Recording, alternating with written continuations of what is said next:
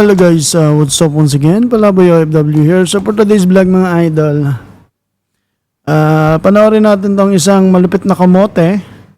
So ngayon, ang gusto niya lang naman is magpasikat mga idol. So ngayon, nakikita nyo, nakakita siya ng camera at hindi niya alam ay may sasakyan sa harap. So tignan nyo. Tignan nyo. Ayan, boom, aray. So, yan lang. Sikat na siya. Ang papogi kasi kapag naka-helmet kapag rider ka sa Pilipinas, di ba? Hindi natin hindi natin alam yung mga nangyayari sa harap niya at sa likod. Tignan niyo, di ba?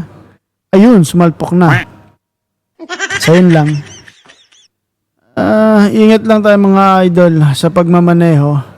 Huwag ugaliin yung mga kaangasan natin at kayabangan sa kalye, no?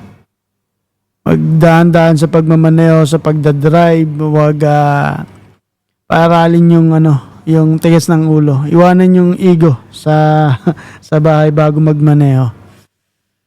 So, yun lang. PBK 2.0 here with Rapi Sam Still and Brian Pantana. Huwag kalimutan mag-subscribe mga idol.